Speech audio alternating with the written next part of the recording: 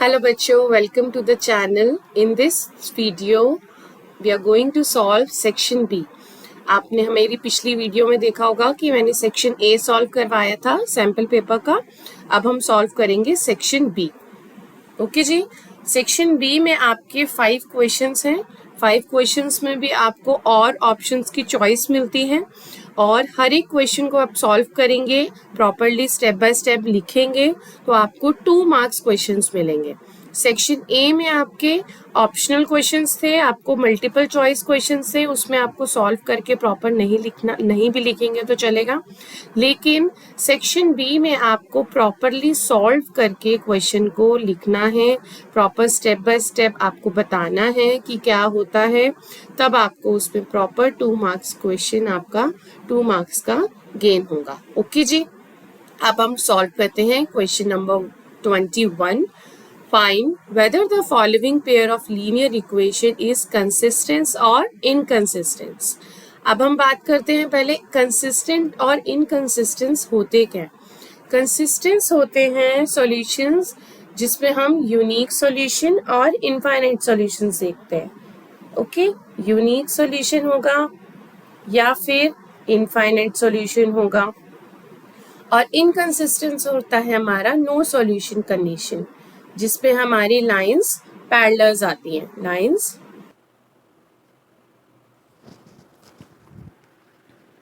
Construction क्या होगा? Draw line DB center at M. Okay, तो ये इसको इक्वल पार्ट्स में डिवाइड करेगी. DM equals to MB. ठीक है जी. अब हमारा क्या हो गया इसमें? EM लाइन क्या हो गई? पैरेलल हो गई हमारी AB के. पैरेलल ड्रॉ करा क्योंकि हमने ये ऑलरेडी पैरेलल थी, हमने इसको डिवाइड कर दिया 2 पार्ट्स में. तो EM is parallel to AB. Triangle ADB. ठीक है, कौन सा ट्राइंगल हम देख रहे हैं? हम ये वाला ट्राइंगल देख रहे हैं. हम ये वाला ट्राइंगल देख रहे हैं. मैं इधर ड्रॉ कर देती हूँ. ये हो गया BDA. ADB वाला हम ट्राइंगल देख रहे हैं जिसमें यहाँ पे हम पॉइंट एक है हमारा यहाँ पे M पॉइंट. ठीक है, यानी EM है ये हो गया. ठीक है जी. अब ये क्या हो गया? BPT वाली कंडीशन हो गई. एक लाइन है जो पैरेलल है AB के, तो इसके रेशियोज अगर हम लिखना चाहेंगे तो कैसे लिखेंगे? क्या रेशियोज हो जाएंगे? AE upon EA AE upon EA equals to DM upon MB. ठीक है जी. AE अपॉन, क्योंकि ये वाला ट्राइंगल ले रहे हैं हम तो इधर से लेंगे, sorry, GE upon EA. GE upon EA equals to DM upon ME. ठीक है. ऐसे ही ट्राइंगल हम कौन सा देखेंगे? BDC. ये वाला ट्राइंगल देखेंगे. ये वाला, ये हो गया C, ये हो गया D, ये हो गया B. यहाँ पे हमारा पॉइंट है M. ये हो गया M पॉइंट. यहाँ पे हमारा पॉइंट है M के साथ है F. ठीक है, ये ट्राइंगल है हमारे पास. तो इसमें क्या आ जाएगा? BM upon MD equals to BF upon FC. इसको भी हम लिख ले. BM upon MD equals to BF upon FC. ठीक है. अब हम एक बार अपने रेशियोज को देखते हैं. हमें क्या चाहिए? EA upon ED equals to BF upon FC. ठीक है, हमारे यहाँ पे क्या आया था? DE अपॉन EA आया था. इसको हम अगर रिवर्स करते हैं तो AE upon DE equals to BM upon MD आ जाएगा. ठीक है. सेम आप ये रेशो यहाँ देख रहे हैं, यानी ये इक्वेशन 1 हो गई, ये इक्वेशन 2 हो गई. मैंने बस इसको रिवर्स किया इस इक्वेशन को, तो हमारी ये वाली इक्वेशन 1 हो गई जिसमें BM अपॉन MD दोनों इक्वेशन को हम इक्वेट करेंगे. Equate equation 1 and 2. हमारे पास एक रेशो हो जाएगा, that is AE upon ED equals to BF upon FC. ठीक है, क्योंकि ये वाला point BM upon MD and BM upon MD दोनों इक्वेशन में इक्वल हो गए. दोनों इक्वल किसके हैं? इधर BF अपॉन FC के इक्वल है, इधर AE अपॉन DE के इक्वल है. तो हम ये कह सकते हैं that is AE upon ED equals to BF upon FC. Hence proved. हमें यही प्रूव करना था. ये वाला रेशो हमें निकालना था, ये हमने रेशो निकाल लिया। पहले हमने कंस्ट्रक्शन किया डीबी लाइन का जो एम पॉइंट पे मीट हुआ, दोनों ट्राइंगल्स बने और दोनों ट्राइंगल्स में हमने बीपीटी थ्योरम लगाई। बीपीटी थ्योरम से हमारा ये वाला रेशो मिल गया। ओके जी, चलिए चलते हैं क्वेश्चन नंबर 23 पे। 23 नहीं है, ये क्वेश्चन है आपका क्वेश्चन नंबर 22 का और पार्ट है, सेकंड पार्ट है। ठीक है, हमें तो ये दोनों पार्ट सॉल्व करके दिखा रही हूँ मैं आपको, आप एग्जाम में कोई भी एक पार्ट सॉल्व करेंगे। हाँ जी, क्वेश्चन नंबर 22 का और पार्ट है। If A D equals to 6 centimetre, D B equals to 9 centimetre, A E equals to 8 centimetre, सारी वैल्यूज़ हमें दे रखी है और हमारे पास ट्राइंगल है ए डी ई 48 डिग्री के एंगल पे। हमें क्या निकालना है, ए बी सी एंगल निकालना है, ये वाला एंगल हमें फाइंड करना है। चलो जी, कैसे करेंगे, अब हम देखें ए डी हमारे पास क्या है 6, डी बी क्या है 9, ए ई है हमारे पास 8 और ई सी है हमारे पास 12। अब आप इस ट्राइंगल में देखें कि डी ई पैरेलल ड्रॉ हो रखा है बी सी के, तो हम बीपीटी वाली थ्योरम लगा सकते हैं। बीपीटी अप्लाई करेंगे तो अप्लाई बीपीटी, तो हमारे पास एक रेशो आता है A D upon D B equals to A E upon E सी।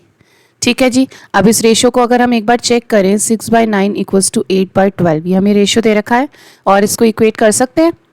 3 2 जा 6, 3 3 जा 9 एंड ये चला जाएगा 4 2 जा 8, 4 3 जा 12, that is 2/3 2/3 means A D upon D B हमारा इक्वल है ए ई अपॉन ई सी के।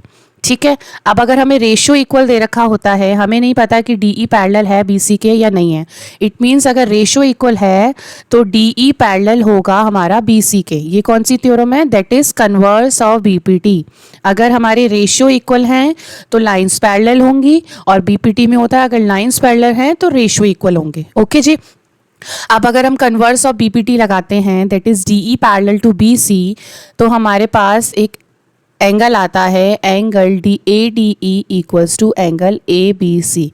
ऐसा क्यों भाई, कॉरेस्पॉन्डिंग एंगल्स। ठीक है, ये दोनों कौन से एंगल्स हैं, कॉरेस्पॉन्डिंग एंगल्स, ये कॉरेस्पॉन्डिंग एंगल्स हैं और ये हमारा एंगल इक्वल हो जाएगा 48 डिग्री। ठीक है जी, 48 डिग्री हमारा एंगल आ जाएगा। पहले हमने रेशो चेक करें, रेशो इक्वल है, रेशो इक्वल है हमारे, तो हमारी लाइन पैरेलल हो गई, लाइन पैरेलल हो गई तो ये दोनों ट्राइंगल्स में हमारे ये एंगल्स कॉरेस्पॉन्डिंग एंगल्स हो गए, इसलिए हमारा angle A B C equals to 48 degree आ गया। ठीक है, चलिए चलते हैं next question 23। This is question number 23। ये क्या है, the length of a tangent from a point A at a distance of 5 centimetre from the centre of the circle is 4 centimetre, find the radius of the circle. ठीक है जी, पहले हम एक figure draw करते हैं। ये हमारे पास है सर्कल, सर्कल में टेंजेंट कैसे ड्रॉ करते हैं हम, टेंजेंट कहाँ ड्रॉ करेंगे, कहीं भी ड्रॉ कर लीजिए, यहाँ ड्रॉ कर लेते हैं टेंजेंट। एक पॉइंट से ए से हमारे पास एंगल दे रखा है 90 डिग्री, ये तो 90 डिग्री होता है टेंजेंट ड्रॉ होता है तो। ठीक है, और ये हमारे पास एंगल है 5 सेंटीमीटर और ये दे रखा है 4 सेंटीमीटर। ठीक है, from the centre of the circle is 4, length of the tangent at point A, ये हमारा लेंथ है, क्या आ गई, सेंटर से 5 सेंटीमीटर है डिस्टेंस और इस सेंटर से हमारा डिस्टेंस है 4 सेंटीमीटर। ठीक है, इसको हम पॉइंट दे देते हैं बी, ए बी ओ। ठीक है, अब हमारे पास हमें क्या निकालना है, रेडियस ऑफ द सर्कल। अब एंगल ओ बी ए में हम पाइथागोरस थ्योरम लगाते हैं। ठीक है, पाइथागोरस थ्योरम क्या होती है, hypotenuse square equals to perpendicular square plus base इसका स्क्वायर। हाइपोटेन्यूज क्या है 5 स्क्वायर, यानी O A square equals to O B square plus A B का स्क्वायर। ठीक है, H square equals to P square, P square हमें निकालना है यानी ओ बी का होल स्क्वायर हमें निकालना है और ए बी कितना दे रखा है 4 स्क्वायर। इसको हम सॉल्व करेंगे, 25 minus 16 equals to O B square, तो ओ बी हमारे पास आ जाएगा 9 सेंटीमीटर। ठीक है, ओ बी हमारे पास आ जाएगा 3 centimetre, O B square is 9 centimetre, ये कितना आ जाएगा 9, O B square is 9 and O B is 3 centimetre, ये हमारे पास आ गया 3 सेंटीमीटर। अब क्या निकालना था, रेडियस ऑफ सर्कल, ये क्या दिख रहा है आपको, ओ बी क्या है, रेडियस ही तो है, तो ये हो गया रेडियस ऑफ सर्कल। ठीक है जी, हमने सिंपल पाइथागोरस थ्योरम लगाई, परपेंडिकुलर निकाल लिया, परपेंडिकुलर क्या होता है, ये हमारा रेडियस हो गया, radius of circle is 3 centimetre.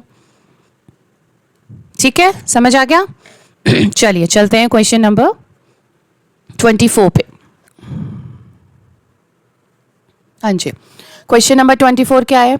Sine square 60 plus 2 10 45 degree minus cos square 30 degree.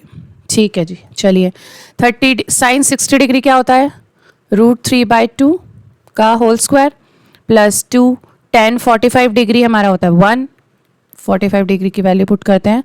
और कॉस 30 डिग्री क्या होता है? √3/2, ये भी √3/2 होता है।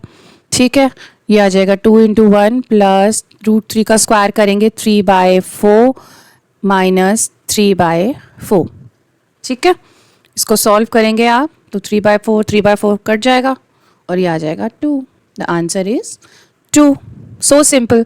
अगर आपको डायरेक्ट वैल्यूज लर्न है, कॉस की, साइन की, टेन की, सबकी वैल्यूज आपको लर्न करनी पड़ेंगी फाइनल एग्जाम्स के हिसाब से। ओके, तो सबकी वैल्यूज आपको लर्न है तो आप डायरेक्टली पुट कर सकते हैं और आंसर निकाल सकते हैं। चलिए question number 25। Find the diameter of a circle whose area is equals to sum of area of 2 circles of radius 4 centimetre and 9 centimetre. इसको क्वेश्चन से समझेंगे तो एक सर्कल है जिसको हमारे पास 2 सर्कल्स को ऐड करके वो बना है। ठीक है, ठीक है, इसका हम क्या कर लेंगे? इसको हम कर देते हैं R, इसको कर देते हैं R1 और इसको कर देते हैं R2 रेडियस को। ठीक है, इसका रेडियस हमें दे रखा है 40, इसको दे रखा है 9 और इसका हमें निकालना है। इसका हमें क्या निकालना है? डायामीटर निकालना है। R निकाल देते हैं तो उसको 2R कर देंगे। डायामीटर क्या होता है? Twice of R। ठीक है, चलिए निकालते हैं। कैसे निकालेंगे? एरिया ऑफ सर्कल क्या होता है? πr²। इस एरिया का डिवीजन हो रहा है 2 सर्कल्स में तो ये क्या हो जाएगा? πr1² plus πr2²। ठीक है, पाई की वैल्यू कॉमन आ जाएगी, r1² प्लस r2², पाई r²। पाई से पाई कैंसिल। r1 और r2 की वैल्यू क्या दे रखी है हमें? 40² प्लस 9²। r² हमें निकालना है, सॉल्व कर लीजिए इसको। r² equals to 1600 plus 9 9 81, total आ जाएगा 1681। अब 1681 आपको फाइंड करना पड़ेगा किसका स्क्वायर होता है? ये होता है 41 का स्क्वायर। ठीक है, एंड d इक्वल्स टू 2 × 41 क्या आ जाएगा? 82 centimetre is the answer. Okay जी, चलिए चलते हैं नेक्स्ट क्वेश्चन पे। नेक्स्ट क्वेश्चन है और पार्ट है ये 25th क्वेश्चन का। या this is the last question of section B. चलिए लास्ट क्वेश्चन सॉल्व करते हैं हम सेक्शन बी का। Chord of the circle of radius 10 centimeter subtends a right angle at the center. Find the minor segment. ठीक है जी, इसको भी हम ये भी सर्कल से आपका क्वेश्चन आया है। देखिए दोनों पार्ट्स आपके सर्कल के हैं। आप अगर उस क्वेश्चन को अवॉइड करोगे तो ये क्वेश्चन भी आपका सर्कल का है। तो आपको दोनों क्वेश्चन सर्कल से आए हैं, मीन्स आपको सर्कल्स की अच्छे से प्रैक्टिस करनी चाहिए सर्कल्स वाले चैप्टर की।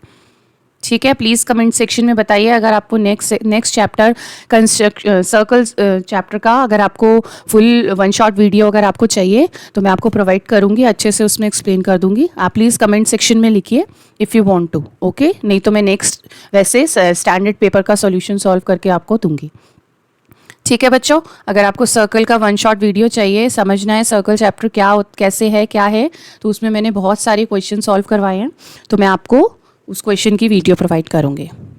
चलिए इस क्वेश्चन को हम सॉल्व करते हैं। ये है हमारे पास 10 सेंटीमीटर का रेडियस दे रखा है।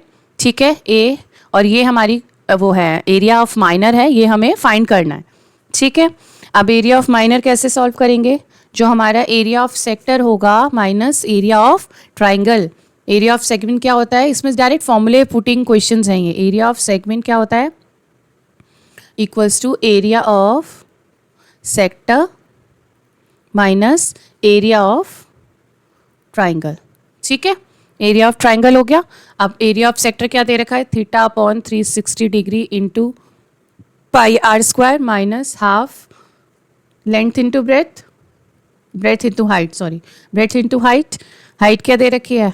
Minus of half into 10 into 10। Breadth और हाइट मीन्स मतलब उसका रेडियस ही आ जाएगा। माइनस पाई की वैल्यू 3.14 इंटू 10 इंटू 10, ये माइनस है, माइनस इंटू थीटा में दे रखा है 90 डिग्री अपॉन 360 डिग्री। सिंपली आप इसको सॉल्व कर लीजिए, आपका आ जाएगा 9 4 ज़ा 36, ये 4 पे जाएगा 1/4 इंटू 3.14 को अगर आप 10 इंटू 0 करेंगे तो ये 0 0 इससे कैंसिल हो जाएगा। 314 माइनस 2 5 ज़ा 10, 5 10 ज़ा 50 माइनस 50, तो ये आंसर आ जाएगा आपका 28.5 सेंटीमीटर स्क्वायर। आप इसको सॉल्व कर लेंगे, डायरेक्ट फॉर्मूला बेस्ड क्वेश्चन है, फॉर्मूला पुट करेंगे और आपका क्वेश्चन सॉल्व हो जाएगा। चलिए, in the next video I am going to solve section C of basic paper of sample paper class 10th। Thanks for watching students. If you like this video please subscribe the channel, और अगर आपको circle की one shot video चाहिए तो please जल्दी से comment कीजिए, तो मैं आपको वन शॉट वीडियो प्रोवाइड कर दूँगी। ओके जी, थैंक यू।